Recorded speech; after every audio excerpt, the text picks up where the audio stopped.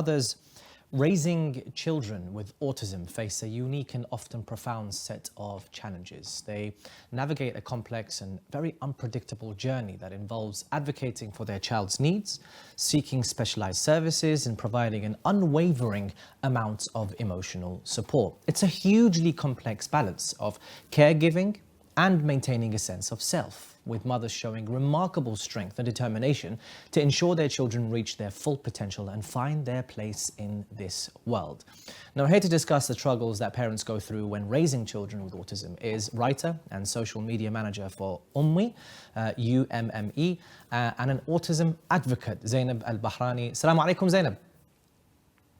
Thank you so much for having me on the show.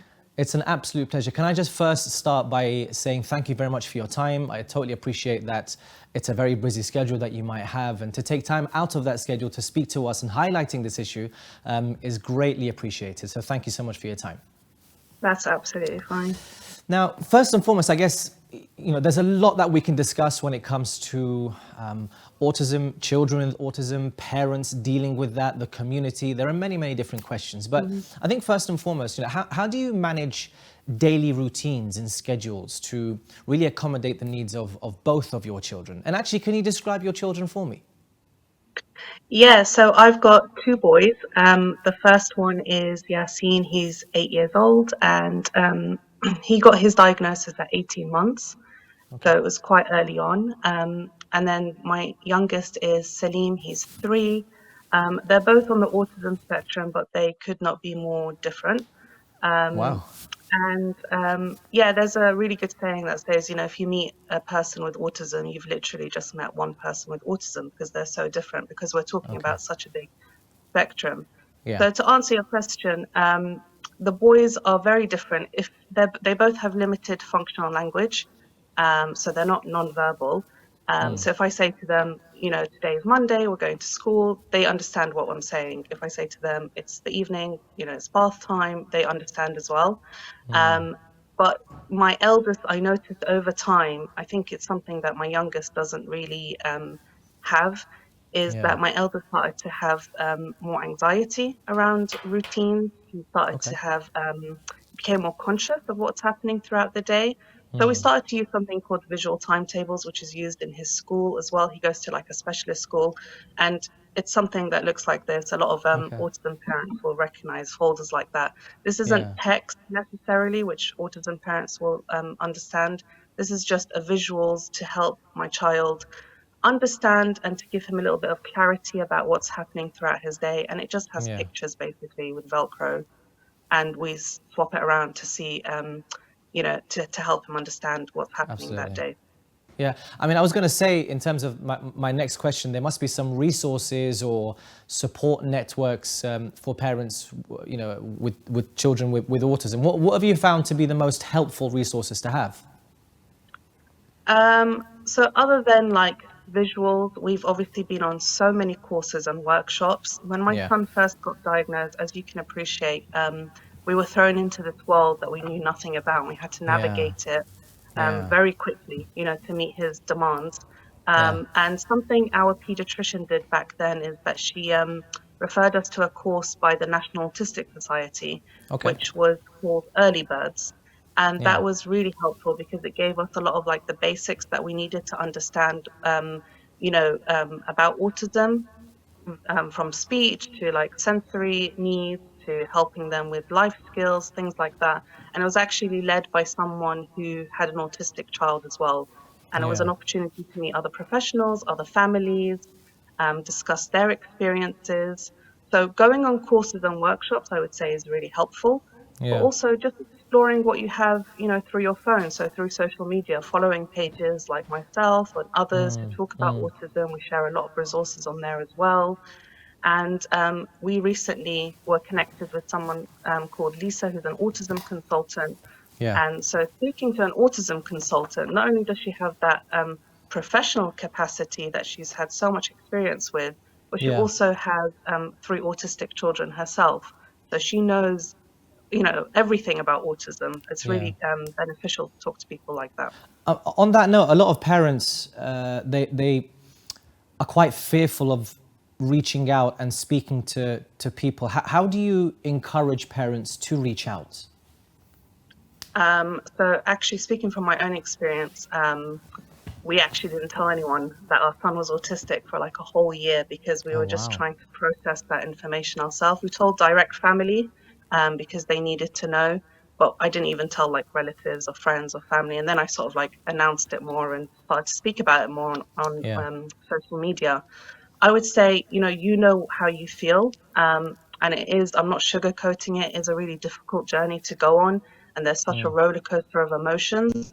So, Yeah. just take that time to recognize your emotions and reflect on that and then see what helps you.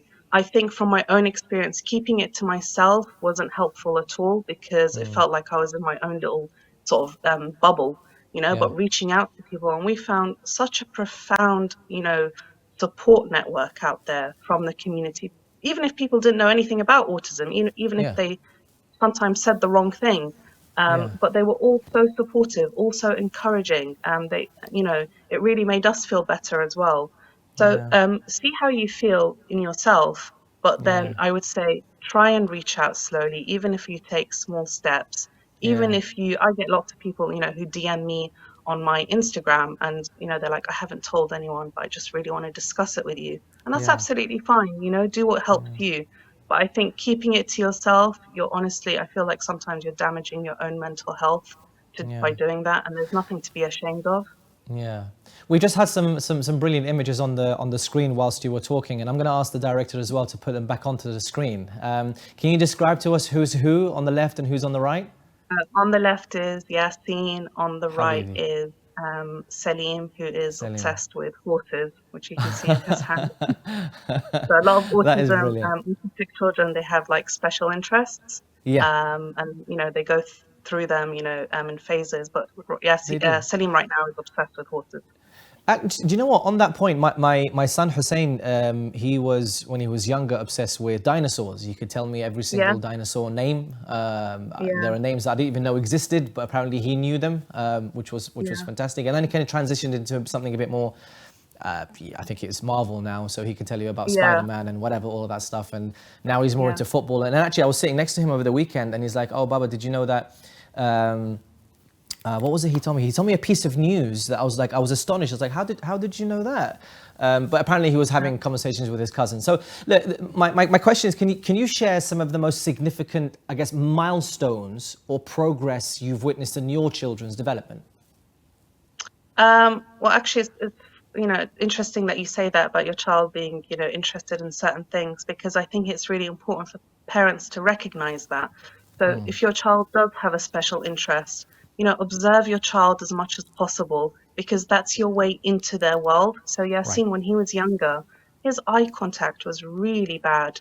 Like he Yeah. never wanted us to play with him, but he was obsessed with certain things, and it was the alphabet. He actually knows the whole Arabic alphabet, for instance. MashaAllah. He knows the Russian alphabet. He just picked up his own interests. He Oh, was wow. interested in planets for a time, animals, shapes. And we used to observe that and we used to encourage him. So we'd buy him toys that were related to things like that or flashcards. And we just sit with him and play with him and try and enter his world in that way. And what we saw over time, and I would say the biggest achievement with Yasin in particular, because as my eldest, he tends to have more of the challenges that we've witnessed Okay. over our journey. Yeah. Um, it's just that now all he does is look in our eye. All he does is he wants to interact with us and play with us, and his speech has really come. It's A come long along way. so much through our work with our autism consultant. She's actually taught us Yeah. something about Gestalt language processing, which is something the NHS don't really practice here in the UK. Right. And it's more like something that we see more in America. But a lot of parents in the UK are starting to look at it and help and find ways to help their children through that. And I've noticed that my child's speech has really um, come on a lot, basically over the last few years. Yeah. So look, your mind is constantly on, your children's well-being, and to be honest with Yeah, you, that's no different to any other parent, whether they have children with autism or certain place on the spectrum or not. Parents in general are very proactive in having their mind constantly filled with, you know, what am I going to cook for them? What am I going to do with them? What kind of activities am I going to do with them? So, and it's a question not specifically directed to you, just you, but I think all parents as well. How do you prioritize self-care and also maintain your own well-being while caring for two children with autism? Well, I would say that yes, all parents do think about their children. Obviously, any good parent would spend their time thinking about how Of course. their well-being of their children.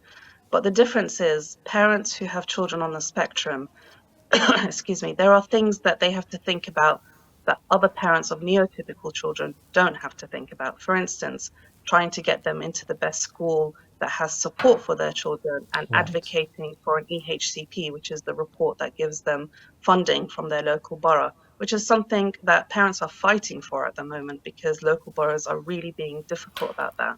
Trying Yeah. to navigate therapy, for instance, and how we can accommodate for that. And Yeah. as a parent, I'm not just a parent of my children, I'm also a carer of my children as well. So that goes on Right. 24/7. You know, through the night, our children can wake up and it's not just a bad dream, but they could be overwhelmed because they have sensory processing disorder or they have difficulty sleeping because children with autism, they don't produce the hormone, which is called melatonin, that Yeah. helps them sleep.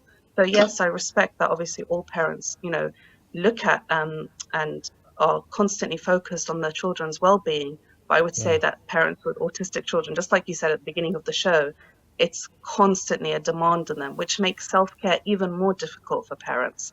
And I would say the most important thing is to recognize those feelings and reflect on them, but also to make sure that you are speaking to other parents who are going through a similar experience, because that's your way to connect with them Yeah. and it really helps your well-being. But also to find just small bursts during the day to accommodate for self-care, wherever it is. It could be a hobby, it could be writing, it could be walking. I had a really difficult summer 2 years ago because my son seems to go through a really difficult phase during the summer months. And it really impacted my mental health. And this year, I knew that I was going to go through the same thing again. But I decided, you know what, I'm just going to sign up for the gym. And I'm just going to take myself to the gym in the evening, just spend an hour and a half there to relax and de-stress at the end of the day, even if my day was challenging. But I knew that there was something that I could do to help my mental well-being. And I Yeah. would also say, don't ever underestimate the power of dua and your relationship with Allah. Like Okay. it can help so much with your mental health and your well-being. Even if you feel like you're not being rewarded in this life, you will be rewarded in the afterlife. But you Yeah. will see that difference in your children as well over time. Yeah. I mean, look, you mentioned in terms of, you know, reaching out to other people, you mentioned in terms of maybe just socializing with your friends, but how have your relationships with family and friends evolved as a result of your, you know, of your children's needs and your caregiving responsibilities? So obviously my priority is always going to be my children. So some friends and, you know, family members may not understand that and they will distance themselves or drift apart. Mm. Um, it's not really anyone's fault, you know, this is life. Like you have to do what's best for your own family. Yeah. But also because of our children's needs and because maybe they don't interact with other children, we haven't been able to build on relationships with friends over time. So our circle is very small, and I'm okay with that, and I'm okay with saying that as well, because at the end of the day, you know, you just want to make sure that you're leading a good life and that you're helping your children. Yeah. Um, but family have been very supportive. Like we're very, very grateful that we have a really good network around us. They've always tried to accommodate and help us as much as possible. I think everyone, I've had really horrible situations with other friends who've been through this situation as well. But yeah, it's just, you know, everyone is different.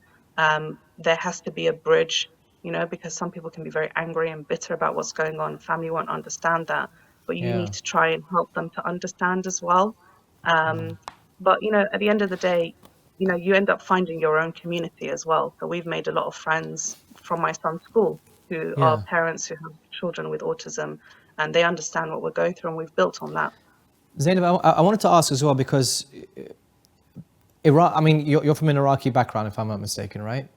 And typically, older generation who are maybe due to lack of ignorance or lack of actually knowledge or ignorance about this topic, and Mhm. it's just the culture when it comes to anyone who has any kind of needs or on the spectrum, and it's always you've probably heard the term, حالة نفسية. And Yeah. they carpet everything, every type of mental illness in حالة نفسية, which is just like a personal mental thing that's going on. How difficult was it to speak to parents? I mean, I can tell you for myself. Alhamdulillah. I mean, I haven't had a situation where I had to explain to my parents this is what's going on with my children. But I can imagine it's a very difficult conversation to have with Iraqis, or not just Iraqis, but anyone from a different background or a culture in our older generation. How have you had those discussions? What can you do to help? So we have had comments like that, not from direct family, but from others. And they'll say things like, if you drink my Zamzam, your child will be cured, or if Yeah. you read this Dua, your child will be cured. Firstly, Yeah. we have to make sure that we counter those sort of statements, because autism isn't a disease. It's obviously Yeah. something that Allah has created. The mechanics of the brain are completely different. Yeah. That child just sees the world completely different. So yes, dua, doing this and that, some things can obviously help the child, and their traits of autism, let's say, or Yeah. can help them to Yeah. lead potentially a better life. Dua is obviously incredible, regardless. But we do get comments like that, and we just have to educate, these people. A lot of people don't have bad intentions, but I think a lot of parents, because they're so tired and because they're carers and they're hanging on their last thread, basically, Yeah. when they hear something like that, they're just like, I can't Yeah. take this at all. And it's Yeah. important to recognize that actually, older generations, they've come from a completely different world where these things maybe didn't even exist in their time. So we need Exactly. to be able to meet them halfway and educate them. And I've had lots of people who've said things like that to me. They're like, oh, you're a child who has that disease, autism. I'm like, no, Khala, it's not that. And Wow. when I explained it, they were like, I'm really sorry, I had absolutely no idea, So it's Yeah. just about like communication and trying to Yeah. make So, the community understand better. so on the point of the community, I mean, have you encountered, aside from what you just mentioned now, have you encountered, not from our elder generation, because sometimes you might be able to give them an excuse, but more from our generation, have you encountered any misconceptions or stereotypes about autism, especially within our community, and how do you address Um, them?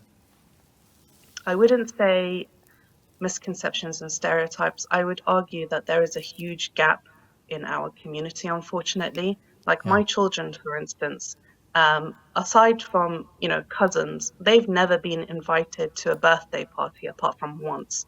And that's shocking, because if you think about, we do have friends who have kids, but Yeah. that's shocking, because I think that really demonstrates and reflects the lack of understanding, even within our own generation. People don't check in, they don't invite, they don't try and go that extra mile to support families who have children with disabilities. And there Yeah. are things, for instance, like having seminars and workshops to help accommodate for families who have children with disabilities is really, valuable. But also, there are so many things that we can do. Like, obviously, my children are very young, but they're getting to that age now where I can start to support the community by doing interviews and podcasts and things like that, Yeah. and being Yeah. involved in discussions. Like, I'm a governor for my son's school. I'm trying to help us, the community, locally MashaAllah. as well. But I think we really need to think about when we put on, for instance, and I know that like the Khoja community are doing really excellent work where they're trying to be more send exclusive, which is Yeah. incredible. But we need to start questioning why our community, for instance, doesn't have clubs, for summer clubs, for instance, or holiday clubs for children with disabilities, or Yeah. why do we not have a carer support system within? I'm sure Yeah. there's so many people out there who would be really happy to care for families with autistic children.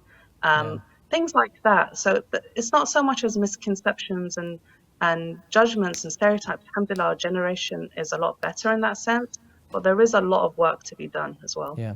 Zainab, I wanted to ask, and it might be slightly controversial, but I was having a discussion with a friend of mine a couple of weeks ago, because we had Sister Zahra Al-Alawi, whose younger brother is less abled, or differently abled, Yeah. should we say. And you know, he was saying, do you know what, like, we really shouldn't be, you know, he's like, this only affects a very, like, 0.001% of our whole community. So it's important to talk about it, but like, is it really important to keep mentioning? Does it affect a wide variety of people within our community? I mean, can you put, it's difficult to put to numbers, but could you, in a way, say, does it affect our whole community or just a part of our community? How does it work that way? I would respond and say, I think Allah puts us in this world so that we can help those who don't have a voice, first of all. Yeah. And secondly, it does impact our community because it reflects on what we deem as important within our community. If Yeah. we neglect, you know, a certain percentage, and there are a lot of children who do have autism, the diagnosis is increasing. I get a lot of messages in my DMs from people within our community who don't want to speak about it publicly, and I respect and understand that, who do have children with autism. But we're not just talking about autism here, we're talking about Down syndrome, we're talking Yeah. about ADHD. There's so many different diagnoses that are happening within our community, with families.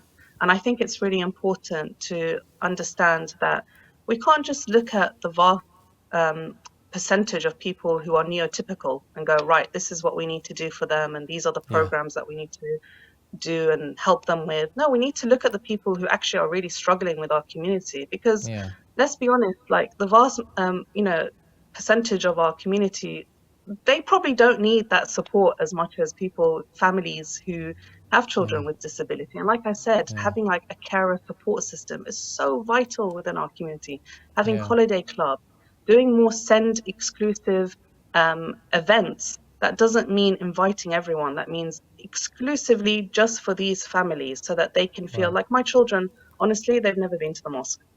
I'm being very honest. You know, like I said, they've never been invited to a birthday party. These are real questions that we need to be asking. Why are families like ours being neglected by the community? And I can sit here and talk as much as I want and post on social media. It's not going to be as impactful if we don't all come together and ask these questions together. Absolutely. Absolutely. Look, Zainab, I'd love to talk about this for longer. Unfortunately, the show is what the show is, and it's just a very short time that we can hand. But, you know, essentially, I hope that, you know, what you've covered highlights some key issues that our audiences can take into consideration and hopefully make that change and make it a bit more of an inclusive society, which we aim for. But Zainab, thank you so much for your time. Thank you so much. I really appreciate it. No problem at all. So that was Zynab Bahrani. Thank you so much for that interview. I hope it does give other people in similar situations hope and encouragement. However,